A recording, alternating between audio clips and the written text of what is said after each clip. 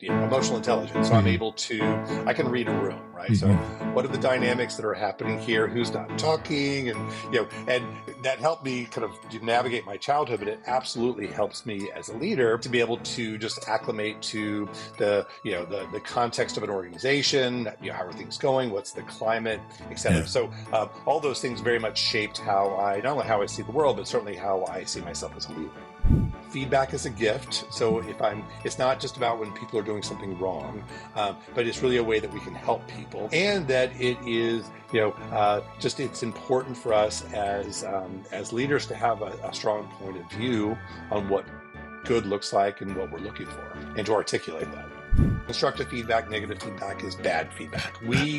All feedback we see is good feedback. The only bad feedback is poorly delivered feedback, because at its core, it's just information. So what managers do is they get nervous, and maybe we were, peers, and now I'm the boss, and I don't want you to think that I'm getting too big for my britches. So I don't want to I don't want to overstep. So we'll end up being like, oh, James, you were terrific today, but next time you might want to slow it down a little bit. But we love you, right? So we.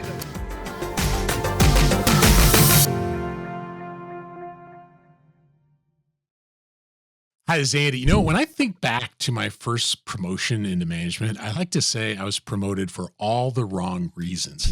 I was a reasonably good software developer, so the assumption was I'd make a decent manager, right? But no one prepared me for the shift. Suddenly, I wasn't just responsible for projects, I was responsible for people. And I had no roadmap for what that was supposed to look like. And those first few months, they were filled with uncertainty. I mean, what did it really mean to lead? How was I supposed to give feedback? What about one on ones? Or how do I build trust when I was still trying to figure it out myself? If you can relate, or if you lead people who are navigating that same transition, today's conversation is for you. I'm joined by James Turk, author of The Giving Game, a manager's playbook for the first year of leadership.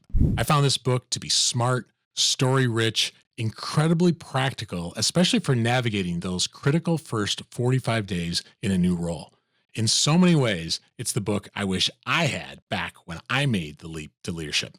In today's discussion, you'll hear why technical excellence doesn't always translate into leadership readiness.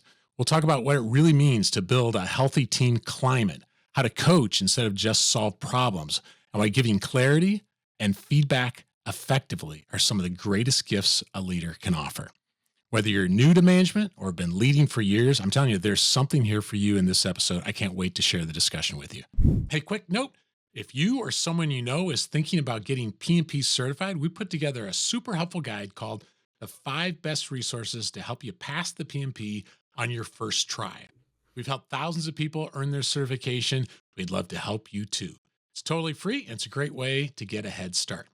Just go to 5bestresources.peopleandprojectspodcast.com to grab your copy. Again, that's 5bestresources.peopleandprojectspodcast.com. Let's make this the year you get your PMP.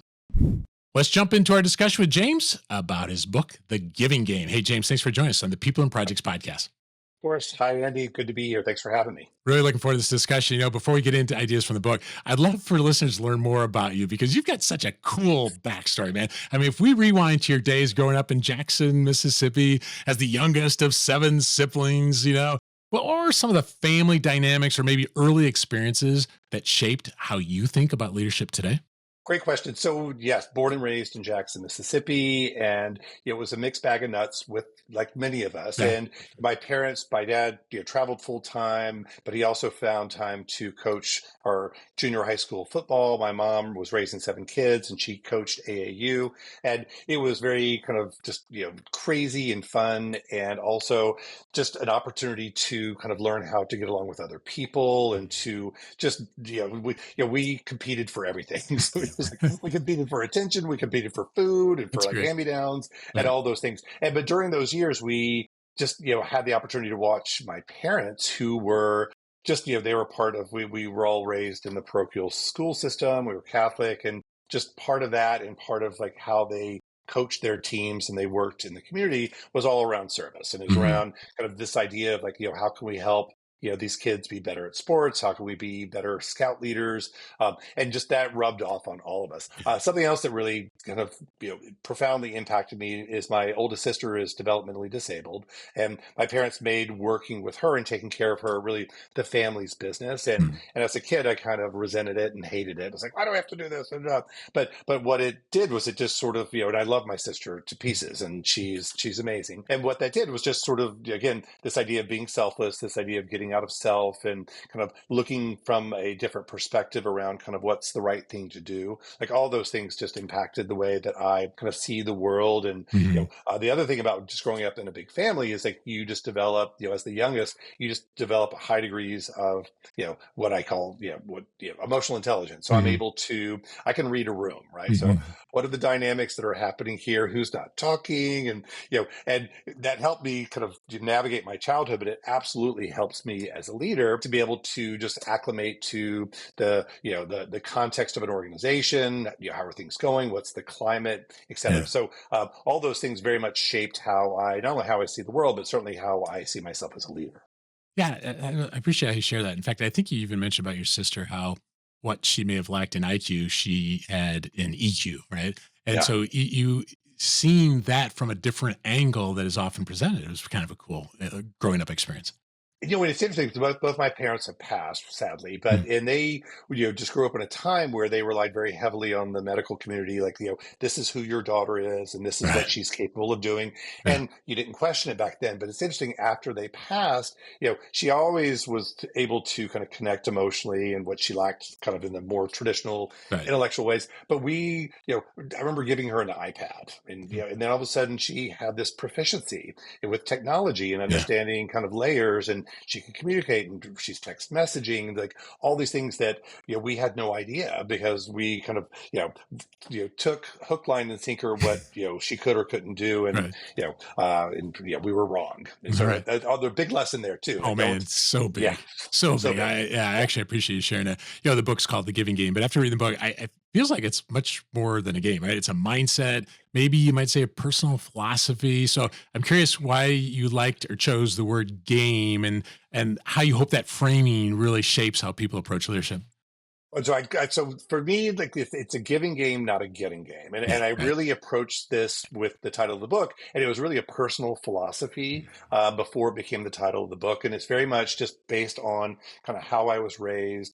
Some of the leaders that I had through the course of my career who made my own development a priority and very systematically just helped me see myself differently. Mhm. I never would have imagined myself being a guy on stage and Right, delivering seminars or writing a book, but I right. had kind of leaders along the way that just made it a point to point it out to me and to give me opportunities and really kind of develop me in the right way. And then as I kind of got older and matured and was in some good psychotherapy, I just sort of kind of realized my philosophy for life was like, all right, I'm well served and things seem to go better when I kind of think about what I can bring to the situation versus where is mine. I'm kind of Mhm. hardwired for where is mine, back to the big family competing for everything. But this mindset of let me think, like, how can I be of help to this direct report in this feedback conversation? How can I deliver this in a way that is kind of thoughtful, that is empathetic, and that ultimately is going to help them adjust the behavior that is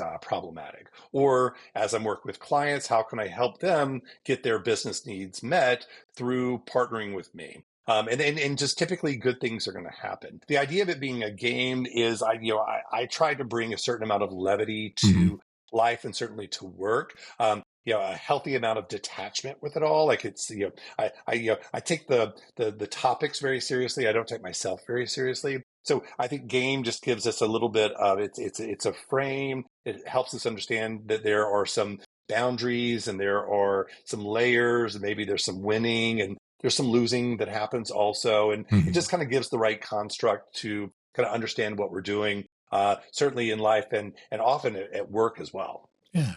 I feel like so many books like this, it's the checklist, like almost like you said, the 4 steps to, the 5 steps to, the be like me. There's all variations of those sorts of books. And why not call it a game, right? Why not make it fun? Why not make it Yes. something that I guess some games you can master, but I feel like this is a Yeah. game you just can never when totally you just keep trying to get better. I guess if I could say it that way. What do you think? No, I think so. And I think that a lot of your listeners, especially like new managers, Yeah, people who are earlier in their career, yeah, have grown up, playing video games and various games. And there's like the gamification of the workforce, right. and that just changes our neural pathways. So the way that our brains are wired, Yeah, there's layers, there's levels, there's scoring, there's all these things. So, that was influencing me as well, as far as like, okay, people can orient themselves into this idea, okay, this is a game and I need to learn the rules. And if I learn the rules, I will succeed within this I context. like it. A level up. Yep, that's good. In the introduction, James, I mentioned how his first, I could say, moved into management role, maybe thrown into management role. As you say in the book, interestingly, a subject matter expert isn't the same as knowing how to lead people, right? And I definitely learned that the hard way. My first 45 days, anything but strategic. So if I could go back, let's say, and relive that transition, what's one of the first things you'd coach me to do differently? I would really spend time to help you, take a moment to appreciate the fact that you got the promotion, whether you wanted it or not, and that it was a big deal. So at least pause for a minute before you start stressing about it. Mhm. Then I would encourage you to really sit down and do a bit of an inventory of like your kind of core capabilities that really made you kind of be seen as someone who would be potentially good in a people manager role, and then your understanding of what the requirements are of being a people manager. You Mhm. mentioned it earlier, like getting feedback, coaching, performance managing. Most people when they're promoted don't have any of those skills, Yeah. and then they find themselves in role, and then they're scrambling to try to figure it out. They think that it's a weakness if they actually admit that they don't know how to do it, so they don't ask for help. And Yeah. 2 years turns into 7 years and 15 years, and they're doing the best they can, but they've never actually kind of learned. Mhm. So, in the first 45 days, in the book, we talk about this, really just get clear around kind of what's the job description and what are the requirements here, and then come up with a plan on how you're going to just over time start learning the things that you need to learn. So whether it's a TED talk or reading a book or listening to this podcast, there are things that you can do. So if I'm coaching you, we would build that plan. So get clarity around kind of current state, what's the desired future state, and then what's our plan to get there. I feel like all I would have done, I think that's all I really did, was what I had seen other people do. And and that's those aren't always the best the best models, right? And so just to know that there's a blueprint, but what I love about your blueprint is it's not, once again, be like James. It's like develop your blueprint, right? I mean, is that fair to say? Absolutely. So in Shakespeare said it, to thine own self be true. So this isn't about being like you or me, but it's about kind of finding your version of these things. And the Giving Game and like other books that are out there, they will give you some guidelines and some structure and some tenets that you might consider, but ultimately you're bringing your unique self to those Yeah. things, and therefore you will make them your own. Yeah, which I love that. I feel like there's a lot of conversation about company and team culture, right? But you put Mm. more emphasis on climate. And so I'm curious, what do you find helpful about that framing? Because I like it. And what are some of the key dimensions that help shape, the high performance team climate that I would want? Okay, good. So we see culture as more Yeah, organization wide. So what impacts culture is typically owners, family, shareholders, founders. Like they typically are going to kind of set the culture of the organization, and for the most part, that's gonna stay. Climate, we see it as much more micro. So that's going to be team level, even individual manager level. And the way we see climate is essentially, in the simplest of terms, how does it feel for me to work for you? Mm, Right. So at the yeah, end of the day, is it a good day? We're having some fun. Are things clear to me? Do I get feedback on a regular basis? Am I learning some things? Do I feel like I'm set up for success? Am I compensated fairly? When those things are in place, typically the climate is going to be more positive, and people are going to be a bit more kind of willing to kind of buy into the work and work hard. In the absence of those things, people will do their best, but they won't be as focused or as productive. mm, So some of the dimensions that actually impact individual and team climate, we talk about 5 dimensions in the book. So the most important one is clarity. So making sure that that there's clarity around what why does our team exist? What is it that we are being asked to do? Why does your role exist? What are you being asked to do?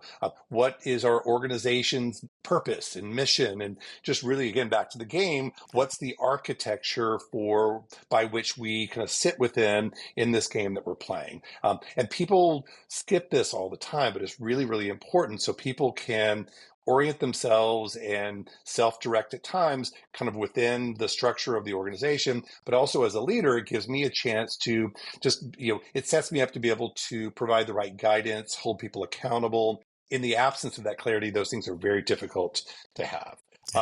And just table stakes. So if people need to know what's expected of them if I want them to do it. Yeah. Right. For sure. There are other dimensions we talk about in the book. I think there is this idea of providing the right level of standards, and depending upon the climate that I want. So you mentioned, people who have like maybe an engineering background or Right. coders. Often you're looking for like disruption. You're looking for innovation. So I might, within standards, I might decrease the standards. I might have behavioral standards on how we want to work together. They're very clear, but I might decrease my technical standards because I'm looking for innovation. I'm looking for people to really kind of try to do things that we haven't done before. So I'm going to kind of like lessen those standards.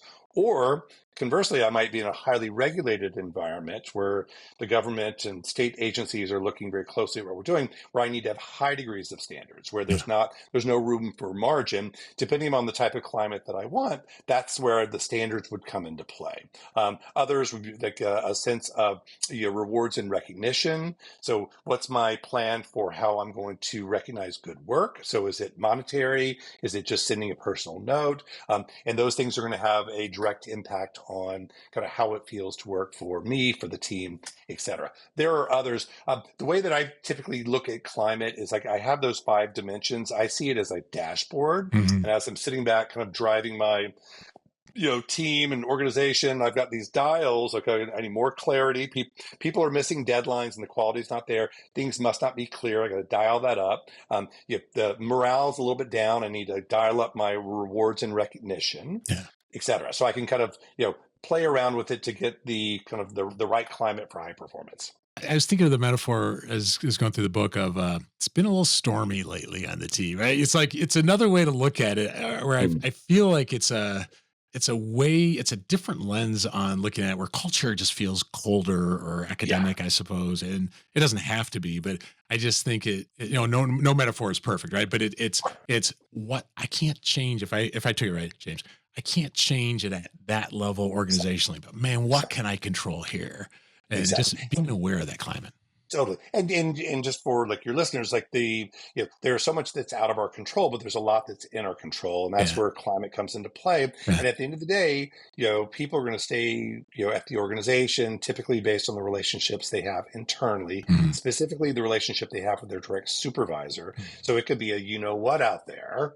But in my role, I like my boss. I get good feedback. We have some fun. All the things I mentioned earlier. I feel like I'm fairly compensated for what I'm doing. I'm going to stay put. I don't care about all that because like locally, I'm fine. And that's what, as a new manager, that's the magic I'm trying to create. I want people to be here because they want to be here and they like being here versus they have to be here. Yeah, I like that. There's a lot of people, I guess I'd hear in the project world that just say, I just can't get people to take ownership, or they won't stick to their commitments. And I thought it was interesting that you had a metaphor for commitment, that real ownership is kind of like being a homeowner, not a renter. At least there was a reference to that. And so I'm curious, any signs that you kind of watch for if a team is still in renter mode, and if somebody listening to us wanted to try to shift that more towards ownership, as there's more ownership in their climate. What do you think?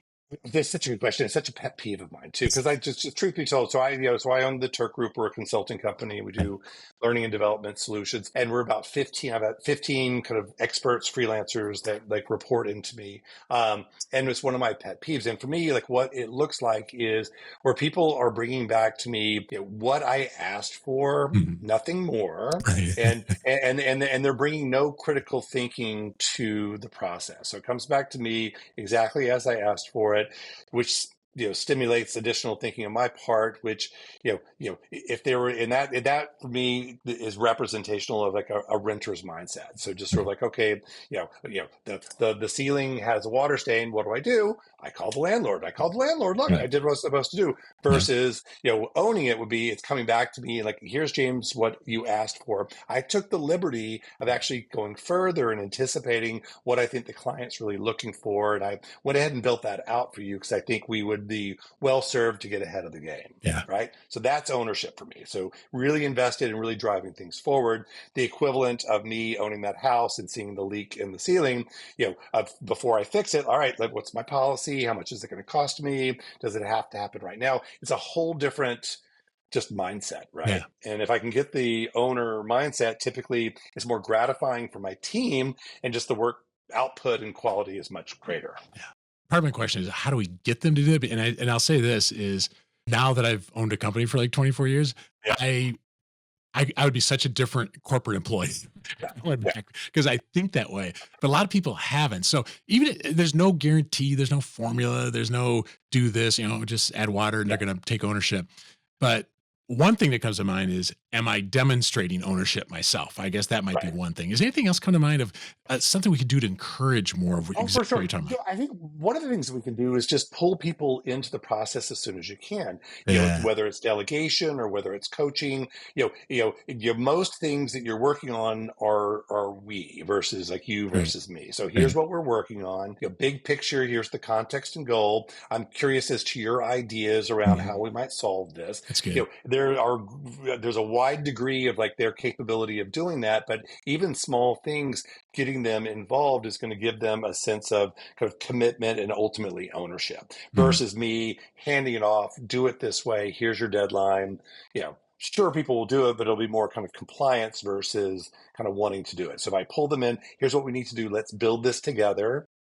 Here's the piece that you're going to take. It's really important that we get that right, and it'll fit with this, and it's going to serve the greater purpose of the team, the organization, like all those things. Again, all the dimensions of climate really, they work together. So pull in the sense of purpose of why this project matters and get their ideas where, I may not be able to use them, but I should still pull them in where possible, and the like. Does that make sense? Oh, totally. Because maybe think of, it was years ago, James, I had a client who was saying, we want our people to act like owners and take more ownership.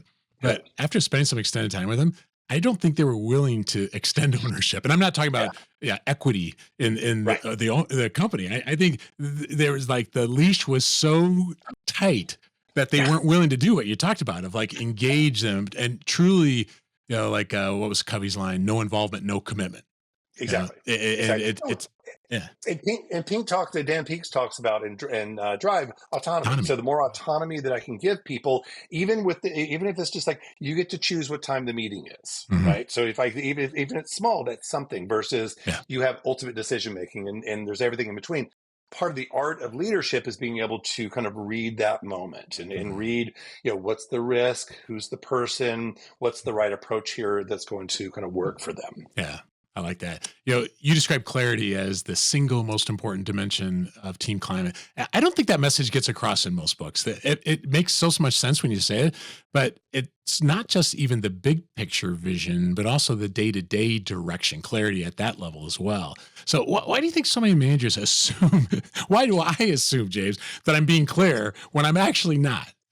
Well, so I think we just have a bias that everyone kind of sees the world the way that we see things, has the same level of familiarity and knowledge that we do, and they just don't. So in work, you're moving fast. You probably have 3 or 4 direct reports that are all working on different things. We need to code this to kind of work for a new product to launch in the spring. Have at it. In my mind, that's clear enough. They're thinking about like, well, I've done 3 different products in the last year and I haven't gotten feedback. So, I may assume that it's there, but often it's not. And so, and I think typically it's because of, just assuming that they know, kind of, lack of time to kind of get clarity to find out if they do know or not. And then also maybe just a little bit of vulnerability. Something I see just in coaching is I may not have the answer or I may not know exactly what I want them to do. Yeah. So it makes it difficult to kind of actually, tell them and hold them accountable. So there's just a whole lot of people not knowing. One of my favorite bosses, he, I tell you, James, sometimes it was like, did he just delegate something to me? Like it wasn't clear. It was almost like, I think he didn't want to be mean. He didn't want to come off as like ruthless, as was dropping some hints. And that lack of clarity, I mean, sometimes we just joked about it, but other times it was really frustrating. And I wonder if some of us think just by those few words that it's perfectly clear, but it's not, It's not. No, and I see it all the time. Just working on, like, we're project heavy, so we have our internal project teams, and we work with clients and their project teams, and there's just a lot of, like, everything that we touch. I always make the team, like, just like, we have to start every meeting with very clear, like, here's the purpose of what we're doing today. It's good. This is the reason behind this event. This next hour is a update on this stream of work. The benefit is that we get alignment for where we are, and that we can support each other. Any questions before I get started? Because I want it to be crystal clear, like, that's what this hour is about. We all have a million things going on. Let's get people focused around what it is. It's good. State the intention. That's good. If you're okay with me asking this question, in your own journey, can you think of a time when I'm James Turk, I'm being perfectly brilliantly clear, but it turns out you weren't, and what you took away from it? Oh, so good. So back to, like, delegation. So it was probably 4.5 years ago. I was working on a very large project for one of our pharmaceutical clients, and I needed an expertise that I didn't have in my kind of regular kind of cadre of employees. So I got a referral, and this woman's name was Jody. And so I was moving very quickly, and I jumped on the phone with her and was kind of interviewing her as I was boarding a plane. And said, "Hey, Jody, did you see, like, the request? How did that look to you? From what I know about your background, I think it's going to be a great fit. Yeah, sounds good. Okay, terrific. You have 2 weeks. I'll look forward to seeing your deliverable. Probably the day before should be fine." Right. So, because I assumed that she kind of knew I assumed that she was able to extract from what I sent her what I was looking for. Yeah. Cut to the day before the meeting, she sends me over her deliverable, and it was so not what I was looking for, and it was so under kind of what I was expecting. And she was a freelance consultant, so she chewed through all these hours, and I ended up basically spending a very long 24 hours prepping for the meeting with the client. And you know what? It was my fault. It wasn't her fault, because I didn't take the time to say, "Hey, let's slow down a little bit. Did you see what I sent you? Why don't you walk me through kind of what your questions are, and let's make sure that we're clear around kind of what I'm asking you to do." I didn't do that. So I wasn't clear in what I was telling her. She wasn't clear because I didn't tell her. And then the end result was, 24 hours of yours truly kind of, getting the deliverable done. Yeah. It's a hard lesson, but you can learn from that. And I love how you could have just so easily just blamed her, right? Absolutely. Oh, bad freelancer, right? But then you don't learn the lesson. So you learn the lesson from it. I worked for someone who used to do that all the time, and it drove me crazy. And he would just do it. And I called him out at one time. It's like, you realize that it's always someone else's fault. And these are people, like, on the core team. I was working for another consulting company. And I said, and you're a great guy, but I said, but it's such a bad habit. And what it does is I just feel like you must be doing that about me as well. Just own it. It's okay. You don't need to, just own it. Yeah. Just own it. Yeah. And as leaders for your audience, that's your superpower. So no one's expecting us to do this perfectly. Right. The more I can kind of fold people in, like, you know what, I've not done this before, I'm gonna do my best. People can line up behind that versus, like, I'm gonna, I got this all figured out. Yeah. That's tough. I can respawn and try that level again in the game. Exactly. You tell, I think it's a great story about receiving feedback that you said changed the course of your career. So what was it about the way that feedback was delivered that make it land so well? But even more than that, it stuck. It stuck. So I think it was like the stars aligned, right? So, this particular leader, I had great respect for. We were, like, all working on this project. We're spending a lot of time together. I think the timing. So it was after, and just, for the audience's sake, it was a large project, and I was, doing a lot of, workshops with this client. And we were kind of traveling around, and we had done a couple of them. And after we finished one of them, we're in the elevator, and he turns to me and he says, I want to give you some feedback. I'm noticing that you are spending a lot of energy and a lot of time trying to really control the crowd. And the crowd was these high schoolers who were kind of jacked up on Mountain Dew and Kit Kats, and so it was just crazy. And I had all my certifications, but I never really worked with a crowd that size and that dynamic. So I was absolutely struggling. So he kind of, he knew exactly what he was doing by kind of finding the right time. So it was after I delivered. He said, yeah, I'm observing this happening, Mhm. which was true. It was happening. And then he pointed out, like, and then he turned into like, I'm concerned because I don't think that they're getting what they need. And he kind of turned it into this idea of the bigger purpose of what we were doing versus a personal attack against me. It wasn't like you're bad, you're doing something wrong, Yeah. but rather, this is impacting kind of like what we're trying to do here. And then he let me react to it. Are you seeing it the same way? And that, I think that was the real thing that just turned it around and let me be open to it. Because up to that point, I was a little bit defensive. Am I going to get fired? What's going on? But when he said, like, how are you seeing it? It's like, you know what? I am struggling. And I am having a hard time, and I don't really know what to do. And then he went into like, well, here are some suggestions. And then he kind of offered some suggestions that, like, so tomorrow you may want to try this and you might want to try that. I tried both of those things. They worked brilliantly, and that was probably 25 years ago. And I really have used those for the rest of my career. So two takeaways there. Feedback is a gift. So it's not just about when people are doing something wrong, but it's really a way that we can help people. He absolutely helped me become a much better facilitator. And that it is, just it's important for us as leaders to have a strong point of view on what good looks like and what we're looking for, and to articulate that. Yeah. What I get it as a gift. I feel like if you ask anybody, like, what have you learned about feedback? They'll talk about the infamous feedback sandwich approach. And Oh, delicious. that's not what this guy did, right? And so No. why is it that even though everybody knows about that, why is you caution against that? People, so we again, we spend a lot of time talking about like implicit bias and all these Right. things. So I think we have people have a bias that, like, constructive feedback, negative feedback is bad feedback. All feedback we see is good feedback. The only bad feedback is poorly delivered feedback, because at its core it's just information. So what Yeah. managers do is they get nervous, like, and maybe we were peers, and now I'm the boss, and I don't want you to Yeah. like think that I'm getting too big for my britches. So I don't want to, like, I don't want to overstep. So we'll end up being like, oh, you were, James, you were terrific today, but next time you might want to slow it down a little bit, but we love you. Right.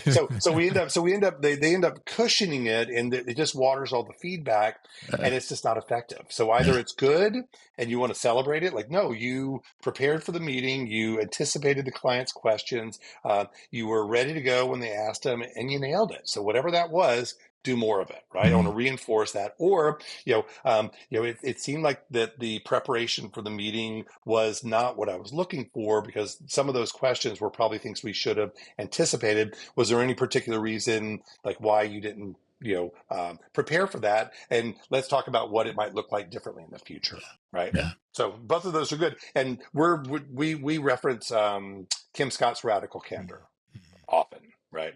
And that's really about tone. So let me care enough about you as a person, but also be willing for you to be, a little upset with me because I'm being direct, right? And being comfortable with both of those things. Yeah, I like it. So many ideas I'd love to talk with you about, James, Yeah. but let's end with this. We've got a lot of parents who listen to the podcast. Yeah. And can you think of a couple ways that maybe ideas from the giving game could be applied at home to help, let's say, build a stronger climate with maybe kids or family? 100%. So I back to, like, whether it's climate and all the different dimensions, Yeah. really at the core there is psychological safety. So just Yeah. creating definition, like, here are our rules of engagement, here are the boundaries, here are the guardrails. In that house of 7 kids, you knew what those boundaries were. and if you were to cross them, you knew what the price was going to For be to sure. cross them. So it's a version of that. So just kind of knowing what the guardrails are, and then how we kind of, how we make decisions as a family, how we share things as a family. So I think there's a lot there, just to create really just just a safe place for kids to be kids, right? And also know that they can, how to raise their ideas, and then just because they raise their idea doesn't mean that their idea is going to be greenlit to move forward. So I think there's a lot of practical application there. The other, I think, is probably with some of the visioning exercise. So we talked about in the first 45 days, in the last part of it, the weeks 5 and 6, really thinking about, like, your vision for yourself and for your team, really kind of thinking about it. At its core, it's a gap analysis. So it's thinking about what's the current state for me as a leader in our team, where do I see us being 12 months, 18 months down the road? And then in the middle is like, what is it going to take for us to get there? So if I'm working with my son or my daughter and they're looking to, they're frustrated because they started ice skating and it's not going as well as they thought. Yeah, that's a great exercise. Like, okay, let's talk about how you're feeling right now. Now let's go out 12 months after you do a year's worth of practice. What does that look like? Oh, you're standing on a podium. You have a big smile on your face. You're doing that triple axel. Well, that's worth pursuing, right? It's all right. What's it Yeah. going to take to get there? Waking up early, going to practice with a good attitude, right? So there's lots. So I think there's lots of parenting tips in there. Yeah, If I yeah, really think so. Even yeah, our discussion about renter versus owner, I think of a tendency I see in myself, but also I see in other parents sometimes of doing almost too much for the kids and yeah, not developing that ability to make decisions and not coaching for the future, like you talk about in the book. And um, I love even how you talk about in the book. There's coaching moments that we could easily miss if we're not paying attention. I think that's relevant exactly, to parents as well. exactly. Yeah. Yeah. Well, listen, for those listening, we just barely touched on what's available in James' book. If you're new to some leadership role or want to prepare for the next level up, I recommend you get a copy of The Giving Game. I put links to the book and the book's website in the show notes for this cast. So, hey, James, thanks for joining us on the People and Projects podcast. Thank you. Good to see. Good to be with all of you. A special thanks to James for joining us here on episode 468 of the People and Projects podcast. You know, this is a theme we keep going back to because so many of us get put in these situations where we're taking on more responsibility. And we need, I think, more information about how to do this. I feel like too many companies don't invest in helping us prepare for that next level of responsibility. And so this is a good one for if you are in that situation now, or if you just want to take the initiative to get ready by listening to episodes like this or reading these books. I mean, this one in particular, it's a practical, I think it's an easy to read guide, fact based. You know, it's not all just James's models, but he's taking really good models from other people as well and just consolidating them in a way that I think is truly helpful to you. I recommend the book. You know, check out the show notes for a link to his website where you can download the plan for the first 45 days. And you can do that without even buying the book. And I think after you do that, you might be interested in actually getting a copy of the book. But if you do get a copy, I'd love to hear what you take away from it. You can reach me at show@peopleandprojectspodcast.com. And so whether it's from the book or today's discussion, I'd love to hear what you just connected with. If you like more on this topic, I put links to 3 episodes and I could give you a lot more, but let's go with these 3. First of all, episode 466. That's a pretty recent one with Sabina Nawaz. Sabina, she was the executive coach to Bill Gates and other executives at Microsoft. And it's a book that would be an excellent follow-up to this one. Also, episode 455 with Janet Pollock. She returned to talk with us about what is it that when, not even just your first time in management, but then when you get more and more responsibility.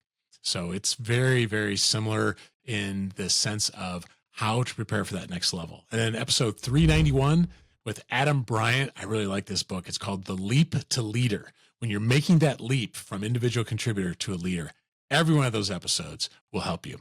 You know, I mentioned in the intro about our 5 best resources to help you pass your PMP on the first try. If it's you or someone you know, we would love to help that certification goal get met. So check the show notes. It's a link to just download that. It's free.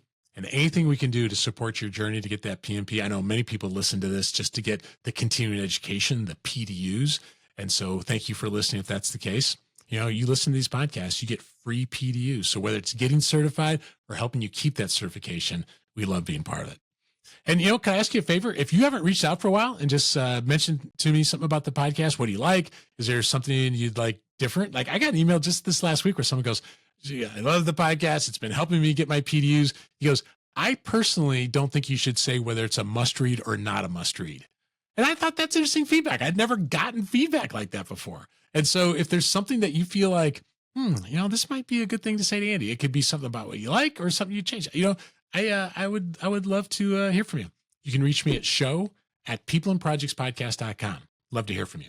And if you haven't left a review on the People and Projects podcast, I'd invite you to do that. Just takes a couple minutes, and every review makes a difference in getting the word out to people. So I just want to say this on behalf of me and my team. Thank you so much for listening.